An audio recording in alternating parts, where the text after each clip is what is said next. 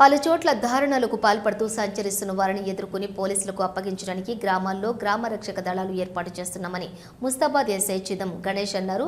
రాజన్న సిరిసిల్ల జిల్లా ముస్తాబాద్ మండలం చిప్పలపల్లి గ్రామంలోని గ్రామ రక్షక దళాలు ఏర్పాటుకు గ్రామ యువకులతో పాటు ప్రజలకు అవగాహన కల్పించారు. రక్షక దళాలకు గ్రామ మాజీ సర్పంచ్ గాడిచెర్ల దేవయ్య 2 క్యారం బోర్డులు అందించారు. ఈ సందర్భంగా ఎస్ఐ గణేష్ మాట్లాడుతూ గ్రామంలోని యువకులు పెద్దలు 100 మందితో వాట్సాప్ గ్రూప్ ఏర్పాటు చేసి 10 మంది సభ్యులను గ్రామ కూడలిలో రాత్రి వేళల్లో గస్తీ కాష్టానికి గ్రామ రక్షక దళాలుగా ఏర్పాటి పహారా నిర్వహించుకున్నారు. రక్షక దళాలకు గ్రామ మాజీ సర్పంచ్ గాడిచెర్ల దేవయ్య 2 క్యారం బోర్డులను అందించారు. ఎవరైనా దాతలు ముందుకు వచ్చి టీకి పాల ప్యాకెట్లు అందించేలా చూడాలని, అలాగే ఇళ్లలోకి చొరబడి దోపిడీలు చేసే ముఠా గ్రామంలో ప్రవేశించకుండా ప్రజలు ఎల్లవేళలా అప్రమత్తంగా ఉండాలని, నివాస ప్రాంతాల్లో గ్రామాల్లో గుర్తు తెలియని కొత్త వ్యక్తులు అనుమానితులు ప్రధానంగా మహిళలు వీధుల్లో తిరుగుతూ తాళాలు వేసిన ఇళ్లను గుర్తించి వాటిని లక్ష్యంగా చేసుకుని దోపిడీకి పాల్పడే అవకాశం ఉంటుంది. గ్రామంలో అపరిచిత వ్యక్తులు కనబడితే వెంటనే స్థానిక పోలీసులకు కానీ డయల్ 100 ద్వారా కానీ సమాచారం అందించాలని కోరారు. యువకులంతా ఆయా గ్రామాల్లో పగలు రాత్రులు గస్తీ నిర్వహించాలన్నారు. గ్రామ రక్షక దళాల 2 టీం సభ్యులు సతీష్, గాడిచెర్ల ఉమేష్, గాడిచెర్ల బాబు ఏర్పాటు చేశారు. ఈ కార్యక్రమంలో కానిస్టేబుల్ పద్మయ్య, మాజీ sarpanch Gadicherla Devaiah, single window director Gadicherla Ramachandram, Suddala Hanmaiah, గ్రామ యువకులు, గ్రామస్తులు తదితరులు పాల్గొన్నారు.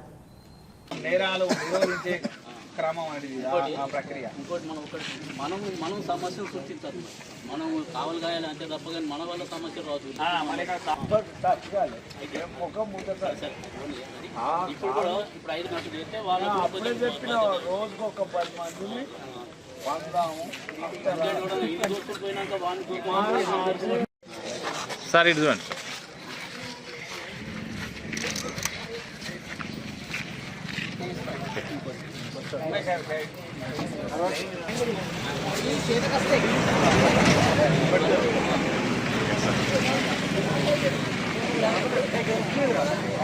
ఓకే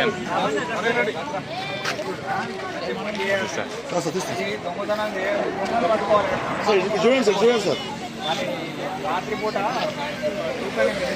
దూరం టీంలు వస్తాయి. ఆ దొంగతనాలు నివారించాలంటే పోలీసులు తిరుగుతారు. నేను ఇప్పుడు మా పోలీస్ స్టేషన్ అంతకుముందు ఒక బండి మీద 2 కానిస్టేబుల్ తిరిగేటోళ్ళు, పెట్రోల్ కార్లో 2 తిరిగేటోళ్ళు నైట్ అంతా. ఇప్పుడు ఎక్స్ట్రా ఇంకొక 2 పెట్టాం. సపరేట్ దొంగతనాలు జరగకుండా నివారించడానికి ఇంకొక 2 కానిస్టేబుల్ని కూడా రాత్రి బీట్ ఇంకో ఎక్స్ట్రా బీట్ తిప్పుతున్నాం.